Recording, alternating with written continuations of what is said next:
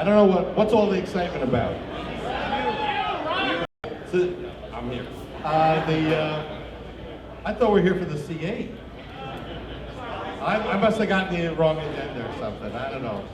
Anyway, I want to welcome everybody to the seminar that we have. And if you're here to hear about the new C7 chassis and how it was set up, you're in the right place. If you're not, you're in the wrong place. Anyway, I'd like to introduce Jim Mero, and he's one of GM track rats. He's the guy who's doing the video at the Nürburgring display we have, and Mike Bailey, and they're going to discuss how they developed the chassis, how they developed suspension that's going to make this car, make us all want to get a new one and dump the old ones, right? All right. I know from the outside we already want the new car, so I'm going to open it up to them, invite them up here, and we can start our seminar.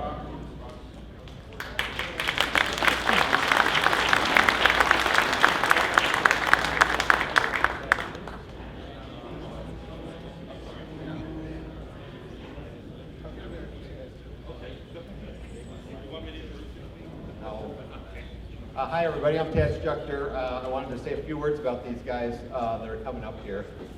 They were a little worried they wouldn't have a crowd, so I promised to come over and sit in the audience.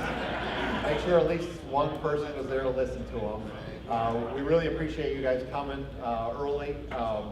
Obviously this is a big deal, having the 7th generation car come out. You've seen a lot of the information we put out there. We've been on worldwide media tours going around talking about the car.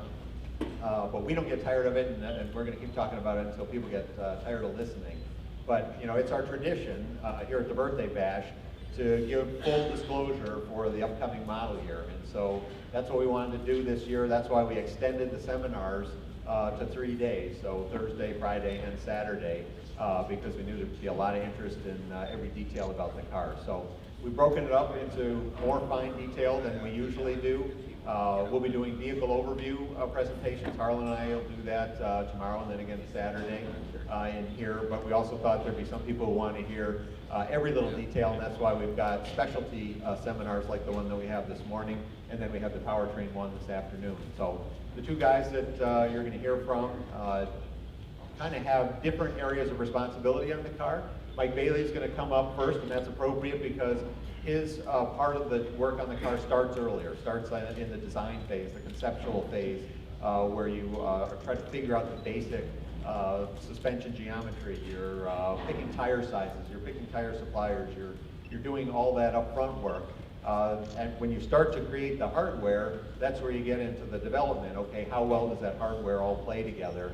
And that responsibility shifts downstream in the program and into the hands of the development engineers, and that's why you have ride and handling development engineers like Jim Mero to do all the fine-tuning work. Now, it's not as clear-cut as that, obviously. You've got a lot of partnership all the way through, but the way you're seeing these guys present really represents a lot how the car is done. So we've got two outstanding guys on chassis. Mike Bailey's been here through the duration of the development of the C7. Has done an absolutely awesome job. And then you know Jim Mero from his past heroics on the track. But that's really just like this much of his job, what you see on the track. The big part of his job is all the behind the scenes, the grudge daily work in getting every part perfect in and of itself, and then also getting all the parts working well together. So I'm going to introduce Mike to start talking to you first. Don't hesitate to ask any questions, and anything they can't answer, I'll probably not answer either, but I'll try to give an entertaining no answer. So anyway, Mike, thanks.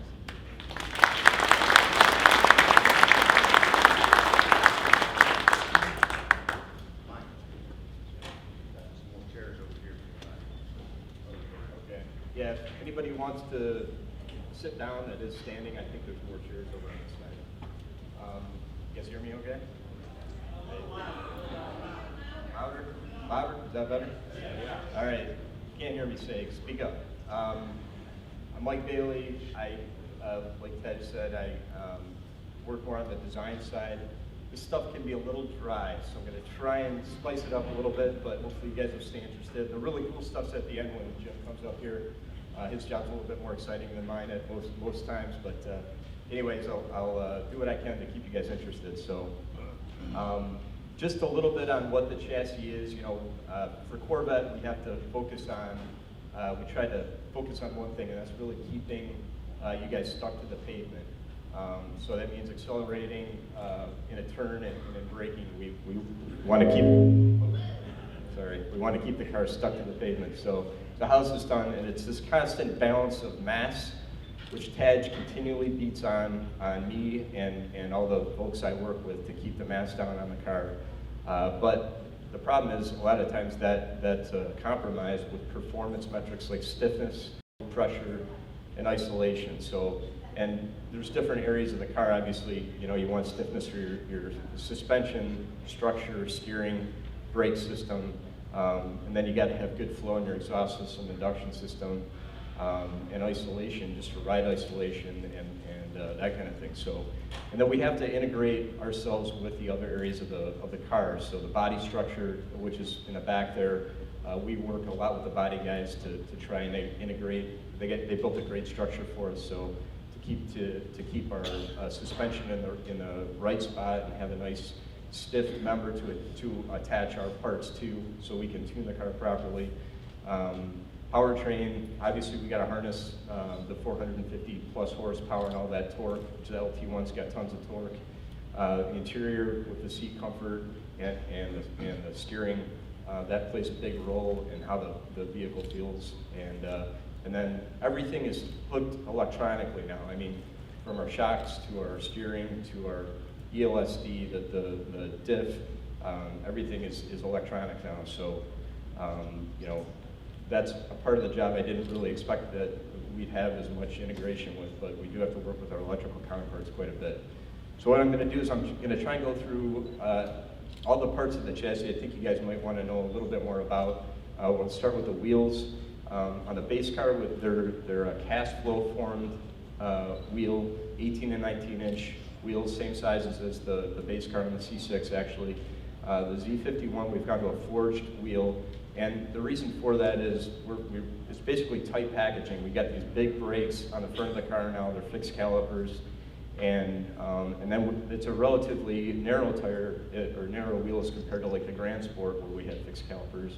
And then there's this curb clearance criteria. So when you guys pull into a parallel parking spot, you don't, rub your wheels on the curb.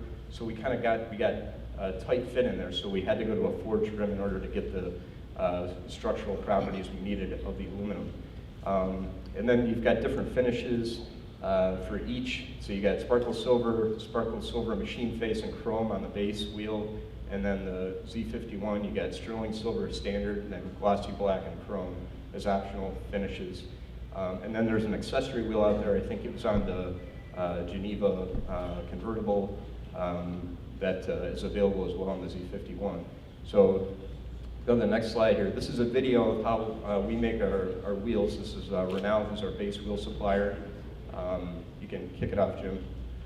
Jim's running the video in the back for me right now, so you can. That right there is a ingot of aluminum that's shaped roughly like the diameter of the wheel, but it's a lot narrower than the wheel would normally be. You spin it up to a high RPM, you heat the wheel up, and then you actually pull the aluminum down and it pulls it into the width section with the wheel needs to be. So our cast flow form wheels, base car wheels, and the forged rims are both made with this process to the cast wheel starts out as casting, forged wheel starts out as forged and much narrower, and then they're both drawn down like that in order to create the finished product. Tires, I'm not going to go into too much because Jim's got a lot of cool stuff he wants to talk to you about on how he selected the tires and how we selected the tires, but Jim obviously plays a big role in that because of the great track performance of the Michelin tire.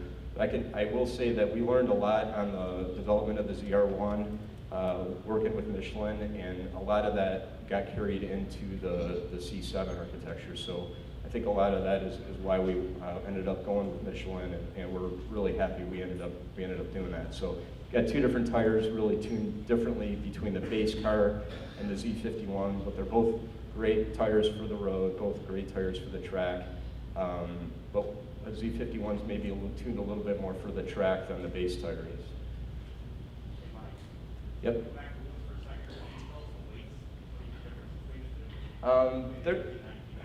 I can't tell you the masses right off the top of my head. They're relatively similar. I mean, the Z51 wheel's a little bit heavier because it's larger, but the mass is down because it's a forging, so you can go with thinner sections and get away with it. So I'd say again, that's one of those areas where if we go up by 1/10 of a kilogram. Or 1/10 of a gram, I'm sorry, Taj is on us, say, why do you need that? Is it for stiffness? Is it for fatigue? What's the reason that you had to do it? We have to show them the FEA, we have to show them the test results. So we beat these wheels down as much as we possibly can for mass. The steering system on the car, we went to EPS on this car, electric power steering. I'm going to go through some of the bullets on the bottom first. Basically, the system's tuned for multiple assist curves, so that's one of the reasons why EPS is great, is because you can have multiple different assist curves. Jim's going to go through a lot of that, so I'm not going to talk too much about it. But there's different variants for suspension package, as well as within a suspension package, you get different efforts depending on the mode that you're in.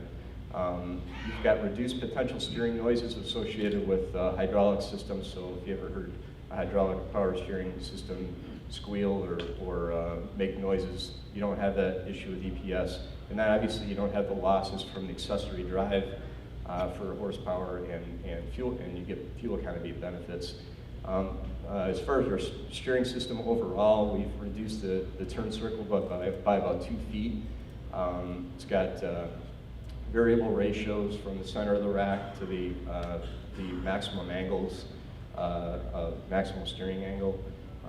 This overall steering system stiffness has increased significantly. It's like 4 times stiffer when you look at the entire system from the wheel all the way down to where the rack is mounted on the cradle out to the tie rod ends and the knuckle. Talking like 4 times stiffer. Gear is rigidly mounted to the cradle now. And we've also got smooth road shake prevention in the car. Some of you may have experienced smooth road shake with your C6. We believe that's a thing of the past with EPS. Suspension, front and rear suspension. These might look relatively familiar if you look at what a C6 looks like, but there are some pretty drastic differences. I'd say architecturally, it's sort of an evolutionary design, not a revolutionary design, but we think we had a pretty good setup on the C6, so we didn't deviate too much, but we have made a lot of improvements. We went to hollow cradles, so if you look at the body structure back there, you'll notice some cast portions of the car. They're actually hollow. Company that makes those hollow sections of the body structure also makes their hollow cradles. So what that does is it kind of maximizes the stiffness of the section by getting all the mass as far out as you possibly can, getting the moment of inertia up of the part, so it's great in bending and torsion. And we were able to do that on the cradle, so we got 20% stiffer, and we reduced the mass by 25%. Shocks, we went to a dual path shock mount, and I've got a picture of that here. Not going to go into too much detail here, other than going to the, in the bottom picture here is actually with the dual path mount. There's a jounce bumper in here for the shock to impact for like a pothole type of event or an extreme handling event, which I'll show you in a second. And then the shock rod attaches to an isolator that helps for isolation just going down the road. That's a big benefit over what we had on C6, where the jounce bumper and the isolator were actually in series with each other. So with Jim trying to do his ride tuning work, we'd constantly bicker because we were trying to optimize our jounce bumper. Now we've got each individual places that we can optimize what we want, and everybody's happy. We've got Bilstein shocks now on the FE1 car, the base car, 35mm shocks, and 45mm on the Z51, on the standard Z51, both passive dampers, and then we've got MR optional on the Z51. hollow stabilizer bars in all the cars, Teflon line bushings front and rear for reduced friction. And then we've got die-cast stab bar clamps that instead of our old steel clamps, which are they're actually a lot stiffer and significantly lighter than the previous steel clamps. Will MR ever be optional on the base car? Not the first year, so we're discussing it. I'd really like to see that come on. I hear you. I do read the forum, so I know there's been a lot of questions about that. You'll have to talk to Harlan about that one. Although Harlan would probably blame engineering to say, well, I asked for it. But we're working on it. Hollow aluminum lower control arms. So this is another area where, the top picture is the C6 rear lower control arm. It's a solid structure, and we've gone to a hollow structure here. So again, it gets the mass out, it gets the stiffness up. 250% stiffer than C6, so that's both fore-aft stiffness and cross-car stiffness. So that makes Jim's job easier too, because he doesn't have to worry about compliance in the lower control arm when he's tuning his control arm bushings in the ride of the car. And then we've gone to forged aluminum toe links. We had steel toe links in the previous cars, so it was about a kilogram mass savings there. So Jim, you can hit the go button on this one. This is our subsystem structural test. This is actually way back in the mule phase of the car, but this shows front suspension and a very short video. But that maneuver right there was, hit it one more time, Jim. This is the MRC. This is the toilet bowl of the MRC, which is modeled after the portion of the ring that has super high lateral loads and a lot of input into the suspension, vertical input into the suspension. So we're tuning. We do our all of our structural testing for the suspension and body structure. We take into account both the track and the road. So it's not just potholes we're hitting. We're actually taking the car out on the MRC, which is simulating the ring to validate the car for those kind of loads as well. So Jim's going to talk about MR. I'm going to talk about it a little bit too. Basically, we've got a single coil design for the C6. We've gone to a dual coil design in the C7. And what that allows is a couple of things. One is, well, the biggest thing is that you're able to ramp the current and the damping force out faster. So on the C6, on the Gen 2 MR system, one of the very few non-strengths of that system is when you go from high damping to low damping. There's some flux, some magnetic flux buildup in the damper that is hard to get out because of the giant flux field that's created when you add a lot of current to the shock. When you go to two smaller coils, that flux field is the same overall area or volume, but it's in smaller sections, so it's actually able to discharge quicker, and you get the damping current out faster. With this, you can also get more damping authority, so not only are the shocks new, but the controller's new as well, so we're able to get quicker response time of the dampers, and just the algorithm is overall better for the next gen MR system. This is a slide to show you what the benefits of MR are compared to a passive damper. This is a typical passive shock. It's got one force velocity curve.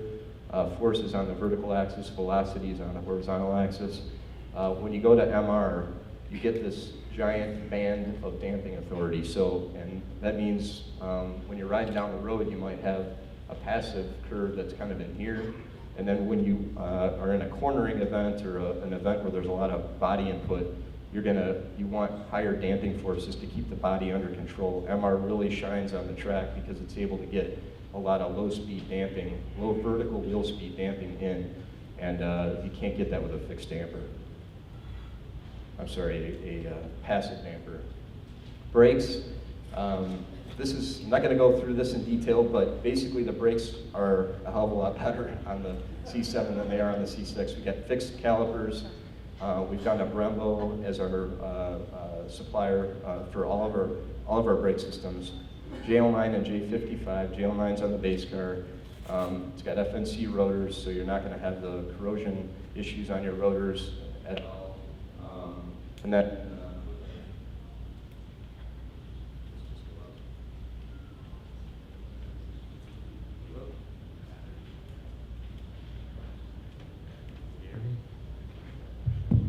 can you hear me? Sorry. So on the Z51, you've got slotted rotors and bigger calipers on the front of the car, and you've also got a dual cast rotor design, which allowed us to reduce mass of the rotor significantly. And then we've got low expansion brake hoses as well, so there's super stiff brake hoses, so you don't have pedal feel loss with these brake hoses.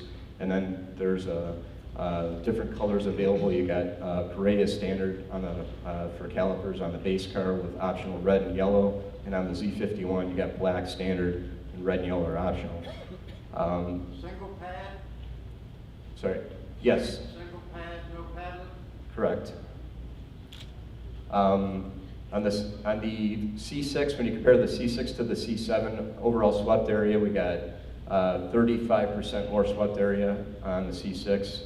I'm sorry, on the C7 over the C6. And then if you look at the J55 or the Z51, you've actually got more, you got more swept area on the C7 Z51 than you do on both the old J55 package on the C6 and the J56 package, which was the brake system on the Grand Sport and the base Z06. So a lot of braking available on this car and not a lot of fade. Benefits of the dual cast rotor, basically you got your hub section separate than your rotor, and that allows us to tune the design of the hub section for stiffness, but not necessarily worry about thermal transmitting a lot of thermal loads to the hub section, and all the thermal loads are taken by the rotor only, so there's relative movement between those two items, or those two parts, so you don't have to worry about distortion of the hub section due to heat. Brake cooling, we've got brake cooling, quite a bit of brake cooling on the Z51 as standard equipment.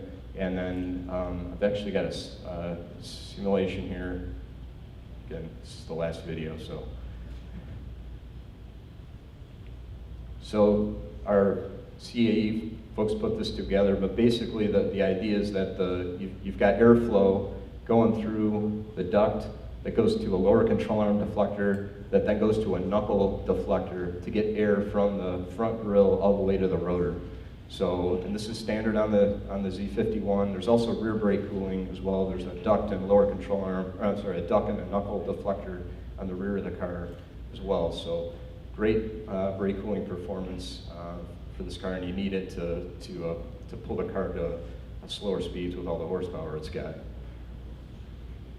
Cast aluminum clutch pedal. We've gone to a hollow stamped steel brake pedal, but we've gone to an aluminum brake booster, so we got about a kilogram mass savings there.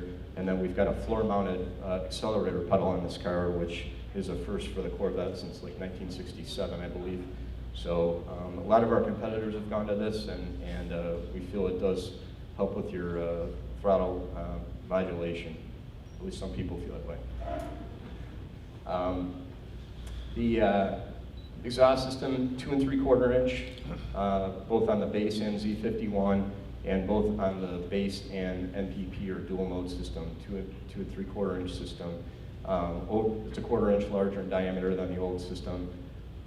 Got less flow restrictions, about 20% less on average between the two systems than the old systems on the C6. We're using electronic actuators now to tune for AFM and for the NPP. So you've got valves in front of the muffler. Those are there on both the base system and the NPP system. Those valves close when you're in 4-cylinder mode with the car to kind of optimize the N&V performance of the car when you're in 4-cylinder mode. When you go into V8 mode, those valves open and the car sounds great because you're transmitting through mufflers that are tuned for a V8. And then when you really get into it, obviously is when the dual mode valves open on the dual mode system, and those are behind the muffler. And by the way, this is a free flow option, so if you get a base car, you can get NPP. If you get a Z51, you want base exhaust, you can do that too. Driveline, yep. You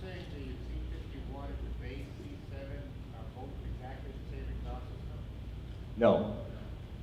Z50, well, I'm saying you can get the base exhaust on either a base car or a Z51, or you can get the NPP dual mode system on either a base or a Z51, however way you want to do it. If you're a base car, you can get either exhaust system. If you're a Z51, you can get either exhaust system. Both exhaust systems are 2 3 quarters. Yes, yes, yep. They're the same except for the tailpipe. So the downpipes and the X pipe are the same. The muffler assemblies basically 2/3 of the way back, rear of the car. That's where the changes are in the exhaust system. Will you still be able to bypass the NPP like you can today? It's a good question. I'm not going to answer that one.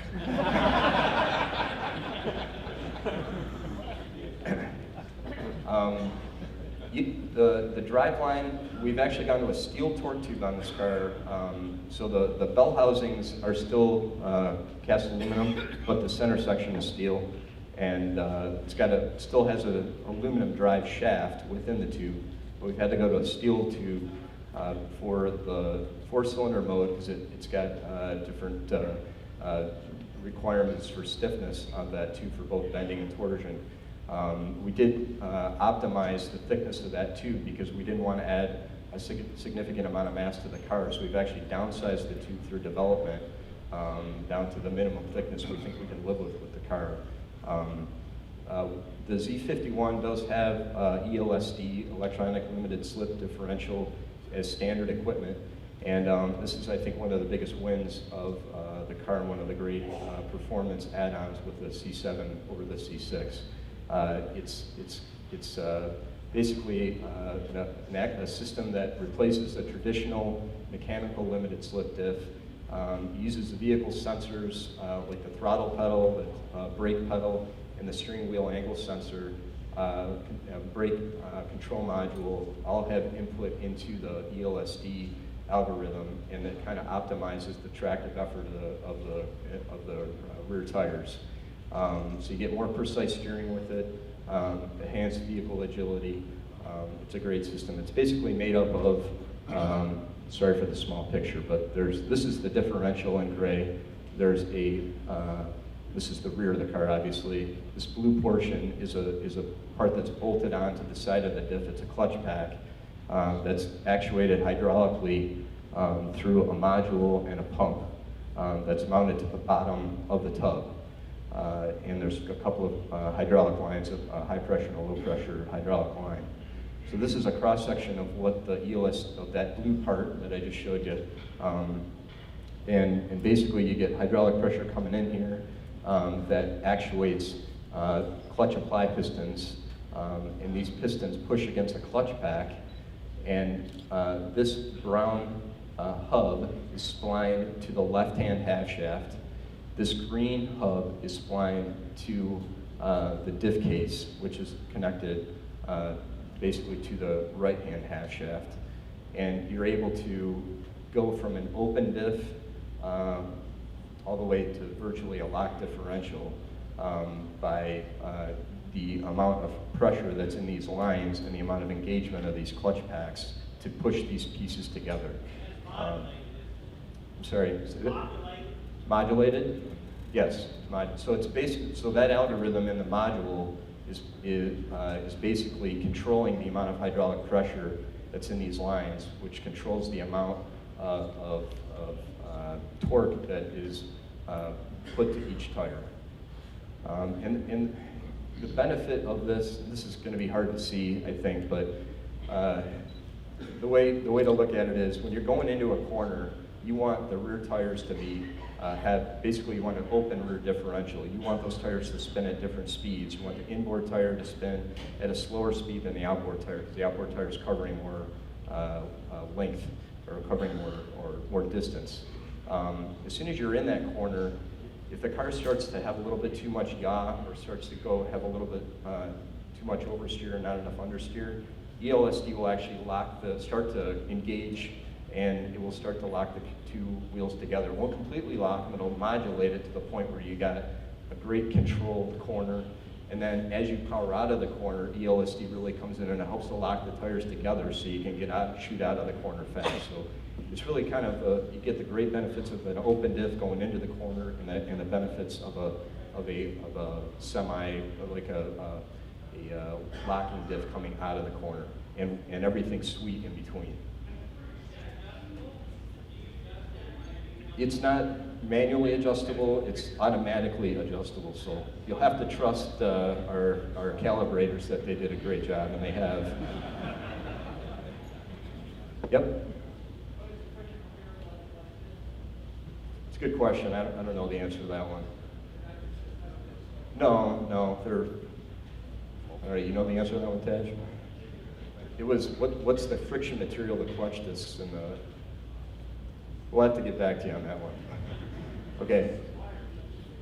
Magna is the supplier for the system. All right, I think that's kind of my last slide, so hopefully I haven't taken up too much of Jim's time here, but come on up, Jim.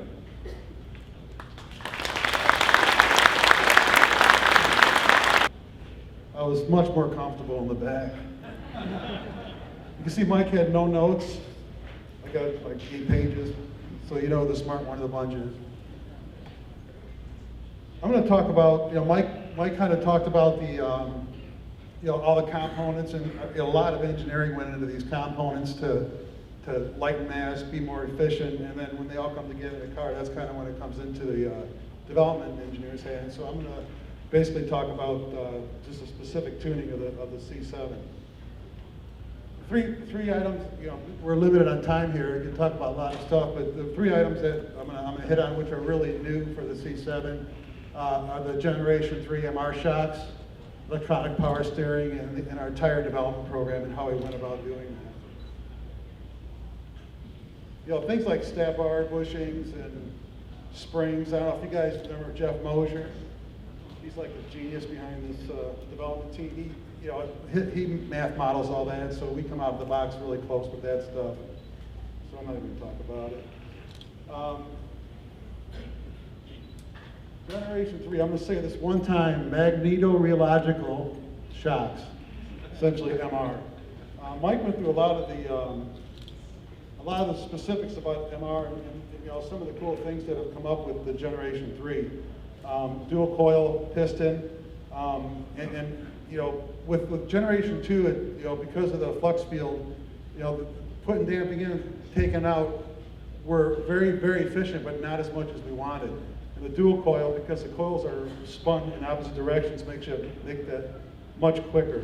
They also give a big differentiation between full soft and full hard. It's 40%. I think Mike touched on that. And the reason we like that is because if we're doing a car like the Z51, and we're doing specific modes for touring all the way to hardcore track, well, when you're still limited in that force velocity field, and sometimes if you want the car to be really hardcore track, you may have to give up some of the touring ride because you can't pull as much damping out as you want, and vice versa. If you want a really nice touring car and you can't go completely hardcore on the track mode, well, they've opened that up by 40%. It gives us a lot more tuning flexibility with these shocks, and the way the car rides and handles in all these modes, it really shows it.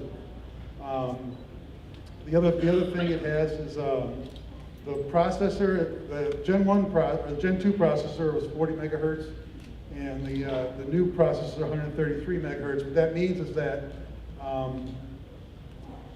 there's 2,200 algorithms running in MR at one time, and it samples these 2,200. It's making calculations 1,000 times a second. Now the Gen 2 they were running 1,100 algorithms, and they were sampling. The Gen 2 was sampling at 1,000 times per second. So now you've got twice as many algorithms running. You got a faster processor, and you're still sampling at the same rate. So the computer is calculating what the car is seeing based on the wheel position sensors 1,000 times per second. And that really allows us to do some really cool things with it. And also, I'm not going to pretend I'm an expert in this stuff. The BWI guy, we have a BWI guy full time. His job is to developed the MR system for the Corvette. And he's the one who digs into these 2200 algorithms. We use about 300 of them tuning on the car, so 1900 of them I don't even care about. There is running in some background and somebody else's problem. I just want the ones that make the car ride and handle. So, and one of the best thing that this thing has is it's got a floating point processor versus a fixed point processor. What that means, I don't know what that means by processors. What I do know it means is that when we were changing the pulse width modulation, basically that PWM is just calculated into a current that goes into the shock. It doesn't sound like much, but the lowest we could tune was to 0.4%. And when you're only running in the really low shock velocities, say 0.8%, and you want to add a little bit of damping, and you go to 1.2%, you just added 30% damping to the car, and it's a big change. Well, with the new one, we can make changes up to 0.1%. So we can really fine tune the car, both for riding and for handling. Like before, we really got, we had I think before we had 2 modes. Now we've got 3 really hardcore modes. The one we work the most on is touring. I know you probably, the hardcore track guys don't want to hear that, but Genesee County in Michigan has the lowest budget for road repair in all of Michigan. And I drive home through Genesee County every single day, so this car has to ride good. So we spend, I find the crappiest roads in Genesee County, and we'll spend hours and hours fine tuning these 300 algorithms to get the car to ride great, because as much as I love driving on the track, I drive every day through Genesee County home from work. And we'll be on one road for 4 hours tweaking the passive wheel curve. And it's like, you think you're tired after doing a day at the track, your brain turns to mush. You're running the same bumps in the same car for 4 hours with the same guy sitting next to you. But I think in the end, you're going to find out that it's well worth it. The car really rides good as a daily driver. The sport mode, we were out in California on running mountain passes, and we really took a lot of time. I'm going to talk about steering, tuning the steering and the MR together. And let me tell you, this thing is a rock star through the mountain roads. It's on rails. It drives beyond what I ever thought it would. Really exceeded our expectations. It's just awesome. And the track mode is essentially the track mode. Everything we've done with MR and steering on the track is for the track and nothing else. It shows good on mountain roads, but we didn't take any of that into consideration. It's a hardcore track hell, and this flexibility in MR gives us the ability to make a really nice riding car, but when you go to track, it's completely hardcore. The tracks we tuned those on that was MRC, Milford Road Course. We spent a lot of time at VIR, and we spent a lot of time at Road Atlanta. There's other algorithms. I'm just going to show you some real quick screenshots, things that we look at like when we're in the car tuning. This is the force velocity curve. I don't want to get too much into it because it's really complicated, and I don't even understand it. But this is actually acts like a regular shock. This is almost like a passive wheel curve. On the bottom, you've got shock velocity, and this scale, you got PWM, and essentially, you treat. This is what the wheel does.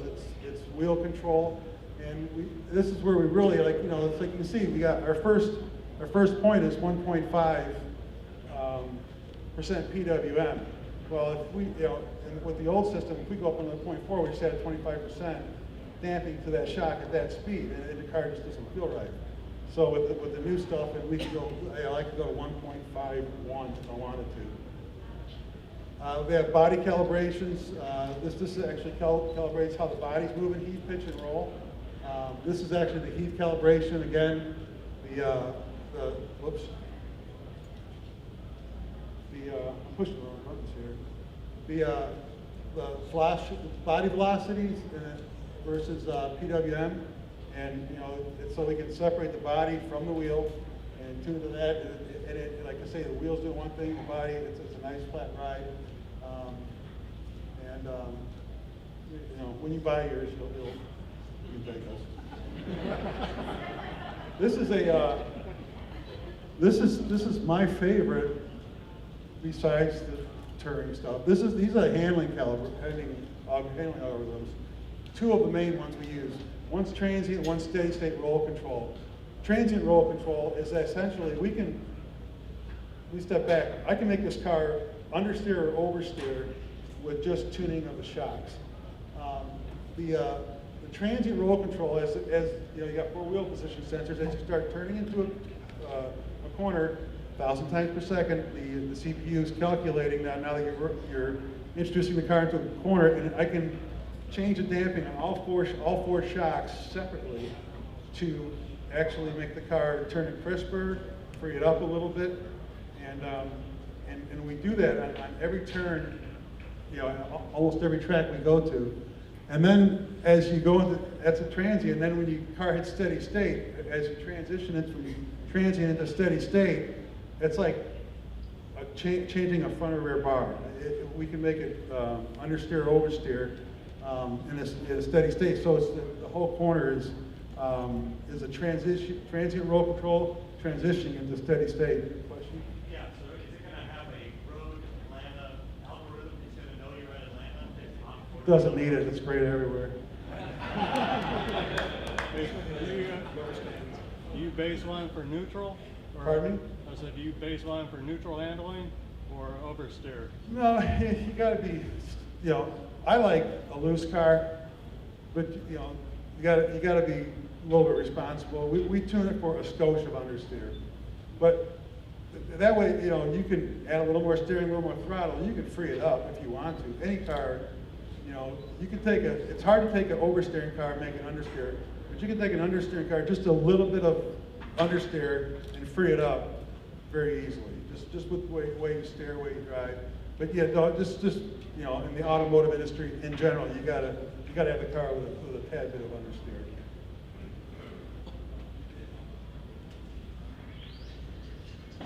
Okay, now I'm going to talk about electronic power steering.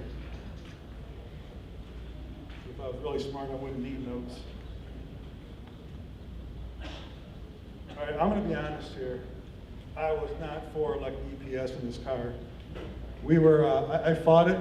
I didn't think Taj fought it for a little bit, but we were kind of told that you will incorporate. And back when, you know, this thing was bubbling up, EPS was in, you know, SUVs, and you know, but it was, you know, we were like, you know, I'm not sure if it's ready for a hardcore track car, you know, like a sports car like the Corvette. So ZF came in and gave us a technical presentation, and you know, it looked good. I was still skeptical until I started tuning it, but I tell you what, I'm happy I got overruled on that one, because this is a pretty awesome system.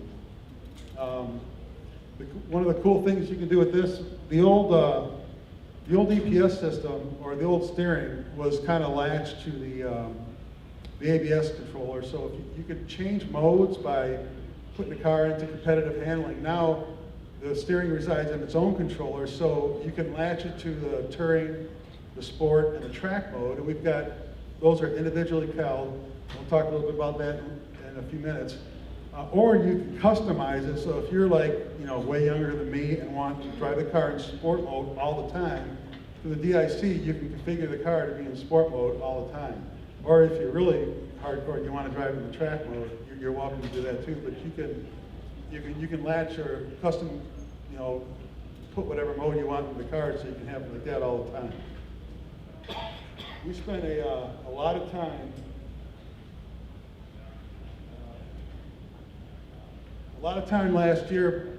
It was limited tuning the steering because, you know, the cars were full camo with all the canvas, and everybody was threatening us with our jobs if we got pictures taken. So we were very limited on public roads to do a lot of steering. We did a lot of it on the proving grounds, but until you get the car out and you know, on the forums of the wild, that's when the rubber hits the road and you're out in the mountains, and that's when you can really do the good job. That picture was taken by some, I think it was on Blogger actually. It was taken up by Tortilla Flats in Arizona in February. Funny story, when they introduced the car January 1st or January 13th, On January 14th, we took every stitch of camo off these two cars, and it was kind of funny because these cars were at the Yuma Proving Grounds, and every technician in the garage, 30 of them, were ripping tape off, and all the other engineers were pissed off because their work wasn't getting done, and they're like, hey man, it's the new Corvette. It was introduced yesterday, so we could get them off property without camo, not worry about, and then that's what we did. Now, I know some of you guys, especially the forum readers, are thinking, okay, blue Corvette, Arizona, February, Mero. Well, I got news for you. Not me, folks. I got blamed for the first. Now, I know who did it. He may or may not be in this room. He may or may not be doing a presentation this afternoon. May or may not, so the only thing you have to show up at the powertrain presentation to find out. Just wanted to clear the air.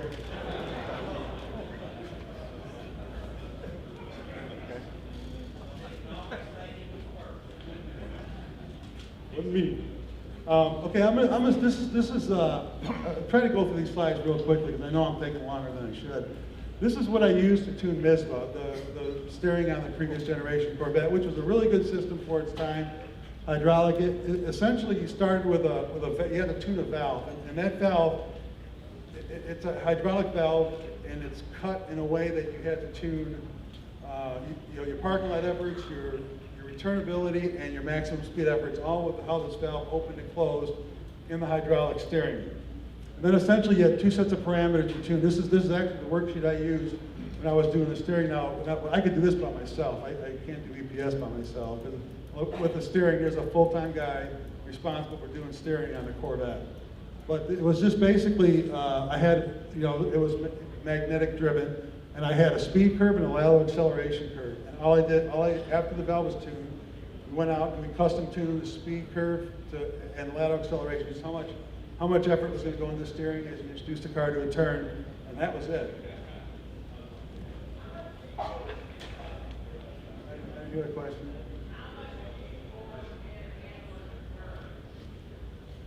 A lot. I don't know. I didn't read the what you can tell people, what you can't, so I'm not going to say. Ted wants to tell them. Okay. Maybe. I'm definitely dodging that question. Okay, then we go from that. This is just one. Okay, the EPS has 950 parameters, calibratable. Of those 950, we tune steering feel with 150. So essentially, like MR, 800 of them I don't care about. They don't affect me. But somebody in the electrical department does care about them. But we use 150. And one of the things that, I'm just going to give you some highlights of the major ones we work on a lot. And this is the assist function.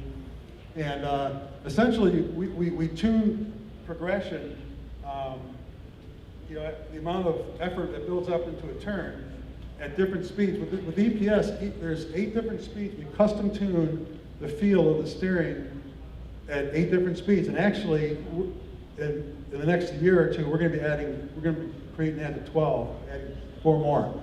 And it takes this. It's sometimes it's just tedious because you've got to tune each one of these speeds custom. Then there's tables that you translate from one curve to the next. It has to be a very natural feeling, and that's why we were out 6-7 weeks in the spring tuning the steering. Is just working on each one of these curves on the base car, the FE3 C51 and the FE4 C51. Each one of them has their own specific calibration. Each one of those has 8 speeds, and then we have to make sure that the assist and the transition between those speeds match perfectly so the car really steers well. Say speed of steering input or speed Yeah, hand wheel torque, speed of steering input. Active return and damping. Okay, when you tune your hydraulic valve, you turn the car in, you let the wheel go, and it comes back. Not with EPS. steer in, steer out. Steer out needs to be tuned, just like steer in, because it's an electric motor. So the car has some kinematics returnability, which will decide whether you use damping to make the car feel right as you steer out, or whether you use active return. If the tie rod load gradients are high, like the Corvettes, you need a lot of damping. If they're low, you need active return to actually help the car get back to center. And so it's like we're tuning, as we run these mountain roads, we're tuning, making sure the car feels good as you steer in, but it has to feel really good as you steer out. You don't want hysteresis in the system. You want to make sure when you unwind the wheel, the car responds. And again, very tedious, very long, but it's worth it. Okay, we got D factors, and this I'm just going to, after you tune each one of these assist curves, then what we do is we phase the car. We got to make sure the hand wheel torque or the steering torque, the vehicle heading, and the vehicle response are all matched perfectly. So it's kind of like, you go down the straightaway and you look down the hood of the car for like 3 hours. And you just make these very, very fine maneuvers, and you just make sure that when the amount of torque is building up in your hands compared to how the vehicle is responding and the heading, everything has to phase up. And typically, I'll admit, I don't do this. The BWI guy does it. This is his specialty. So after we get done with a day of tuning or 2 days of tuning and get all the assists and the damping and the active return exactly where we want it, he'll go out and he'll spend 2 or 3 hours in each mode getting that phasing perfect, and then I'll get in the car with him and make sure that it's what it should be, or a couple times we made changes beyond that, but Scott Montgomery, this is his specialty. The inertia compensation is just an algorithm running. You've got this big motor on the steering rack. It has inertia. You have to compensate for it. And Scott, it's just an algorithm running to make sure that any of the inertia from the motor is not felt in the steering. And the parking lot controller is if when you static steer a car in a parking lot, you notice the more you turn, the heavier it gets. This just keeps the effort consistent throughout from lock to lock.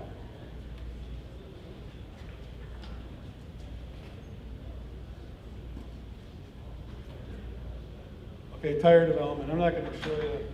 I'm just going to tell you about it because it's so cool. It's kind of a funny story. When the numbers started coming up for the C7, I think it was Taj came up and he said, well, our weight distribution is going to be 50-50 or better. I'm like, that's pretty cool. 60% stiffer structure, 500% increase in steering, and now I'm starting to drool. And I said, okay, how big are the tires going to be? He said 245, 285. I said, what are you talking about? I said, we have a Z51 that's going to replace the Grand Sport, and those tires are like big. And now we're going to go back to the old Z51 size tires. So I was, we had a spirited discussion, and I lost that one too. We were on 245, 285s. So as we had a tire shootout. I'm thinking, okay, with the other geometry, weight distribution, I might be able to make this car 2 seconds faster than the old Z51. It's like, I don't care how good all the rest of the stuff is, if you don't have great tires, it doesn't matter. So, in my mind, my goal was the old Z51, 2 seconds faster, success.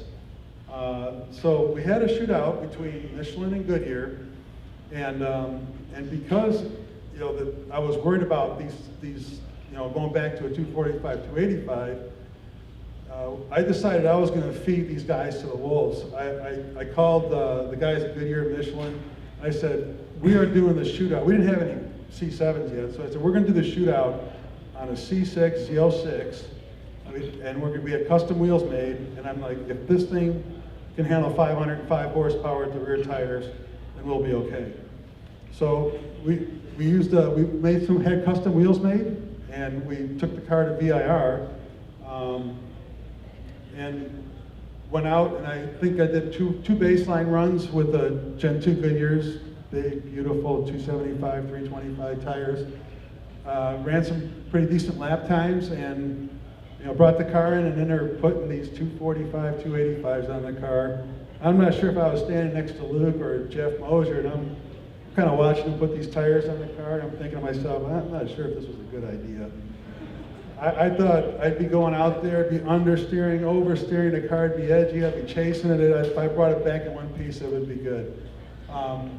So I'll just talk about the Michelin now. I went on the Michelin, I kind of did a warm-up lap, and like, yeah, it's all right, it's pretty good. And I cut my first hot lap, and I think I was on the radio with Jeff Mosier. My first hot lap was over a second faster than my fastest lap on the Goodyear Gen 2s with these new 245, 285 tires. That's when I knew we had something special. It just astounded me that you could take a tire that much smaller than the previous tire on a Z06 with 505 horsepower and run a second, like 1.2 seconds faster with all the grip you need in the rear. I knew that then we had something special. Yeah, Michelin, the shootout was a total of 16 tests, and Michelin decisively won the shootout. But I just want to give a shout out to Goodyear guys because they put up a hell of a tire. Michelin won, but Goodyear really stepped up their game too. So it's, Goodyear watches this video, there's a little plug.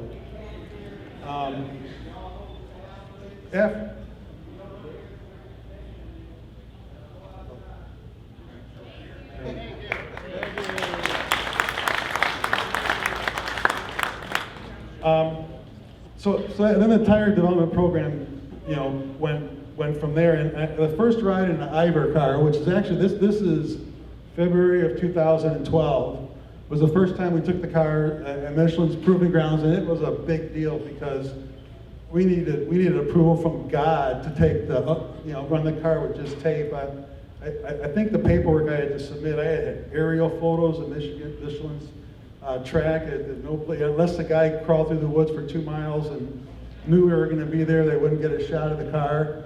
And that was actually the first time we kind of saw the car without all the cladding on it.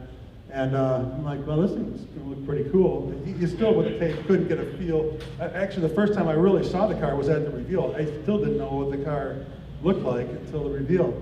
But that was the first time we went through and actually had Ivor cars. And probably every 5 to 7 weeks, we would do another. Michelin would submit 4 more constructions based on the feedback from the previous ride. And what we do is, again, I go back to Jeff Mosier, we would run through all the tires, and then I'd give them my subjective ratings, but then we were always collecting like 200 channels worth of data. And I have a picture of that in a little bit. But Jeff would go through the data and actually put this really nice package together for Michelin with all the objective measurements that typically supported the subjective measurements. So they had a lot to work with for the next round of construction. And tuning the tire is not an easy thing because so in February they get the feedback, but I'm still working on the car, so the car is progressing.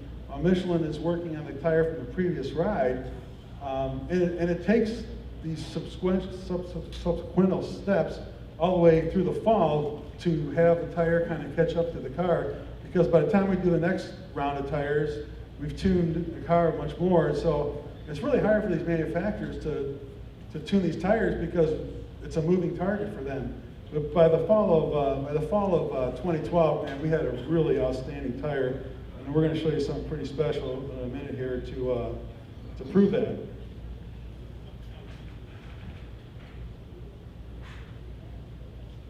So how fast is it? I'm about to tell you. Like I said, we spent almost all last year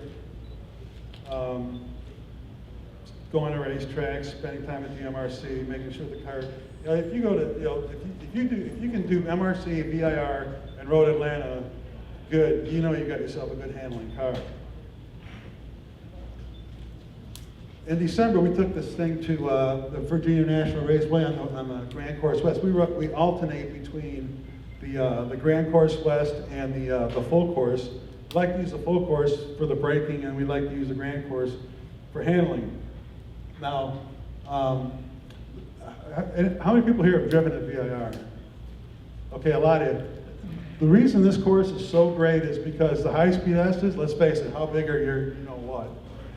And then you get into this little Patriot course, they call it, and this is like a, you know, an autocross course on steroids. So it's like you got these super high-speed turns, the car's, you know, it's up, down, you're turning 130, 140 miles an hour, then you got to finesse it through the really tight stuff. And that's why we like to use the Grand course.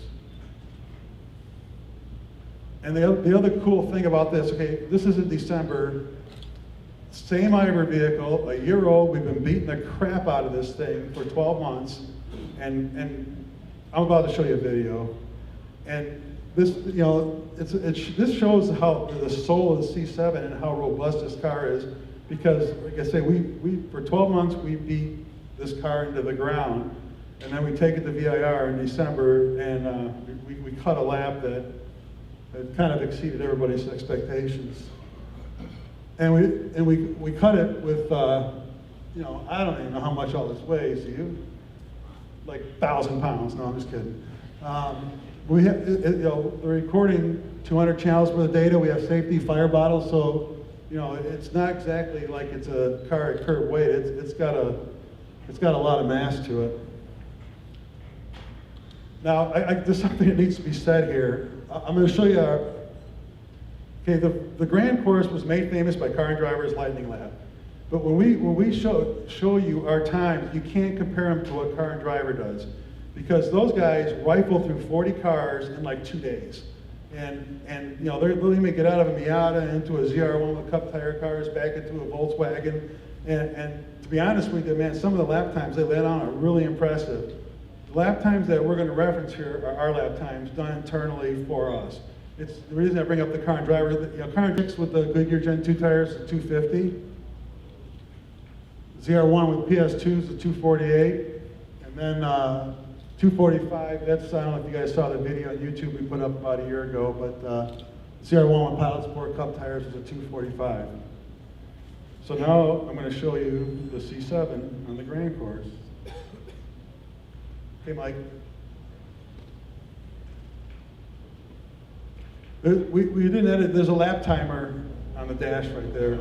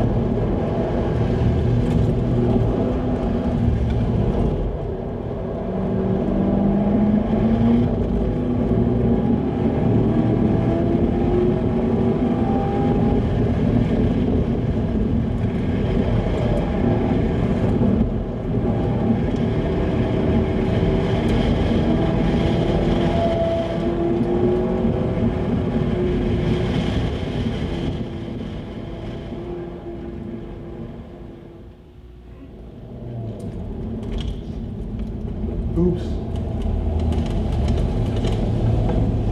I'm gonna. It's not 4 minutes and 30 seconds.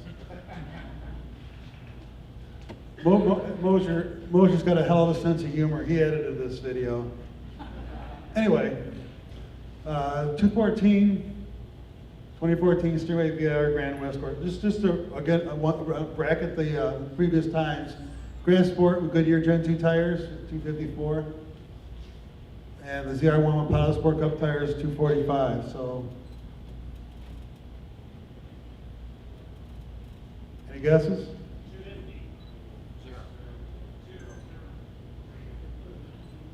I can't tell you. Marketing has their own agenda, and disclosing lap time today is not on it. It's pretty good, though. I think that's about all I had.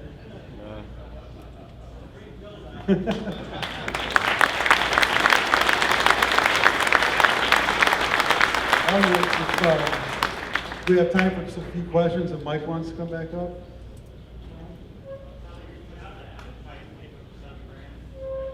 No, it's limited to 6,500.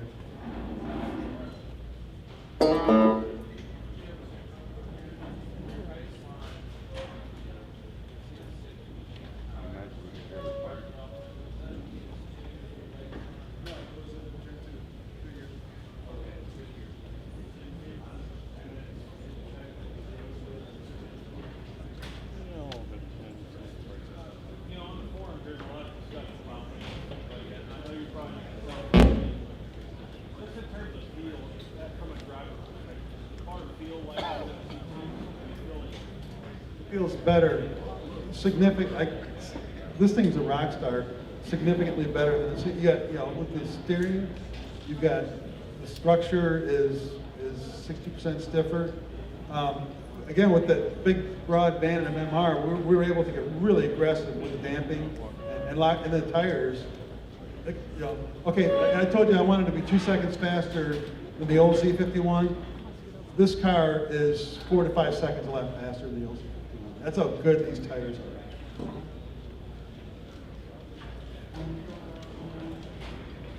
are. The ring will be sometime this year.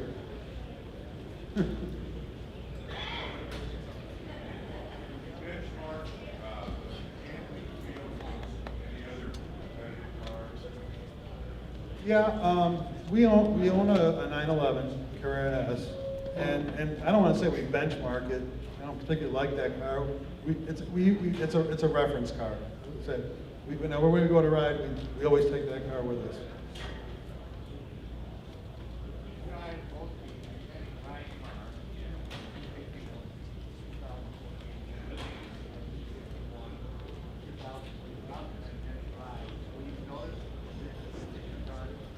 Yeah, are you talking about the FE3 versus FE4? Yeah, I mean,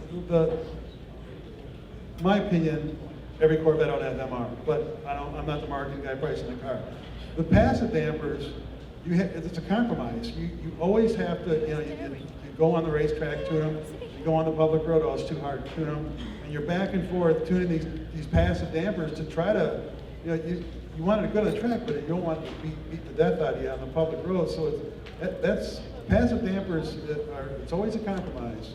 You get everything with MR, but with the passive dampers, so yeah, you notice the firmer ride. It's not quite as crisp on the track, but don't get me wrong, it's awesome on the track, but especially with the ride. Yeah.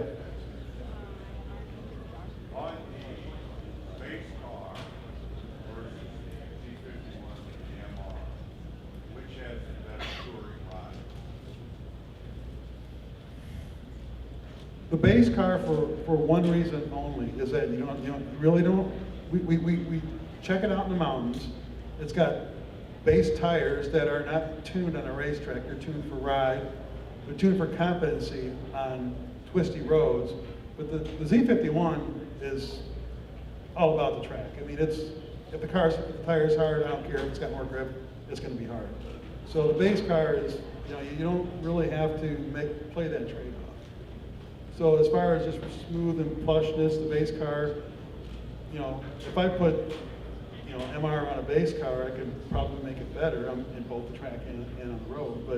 But yeah, if you're for a daily driver, the base car is going to be better. If you had compared to an FE3, a passive damped C51 versus an MR damped C51, you're going to have the MR. You're going to be better on the track. You're going to be better on the road.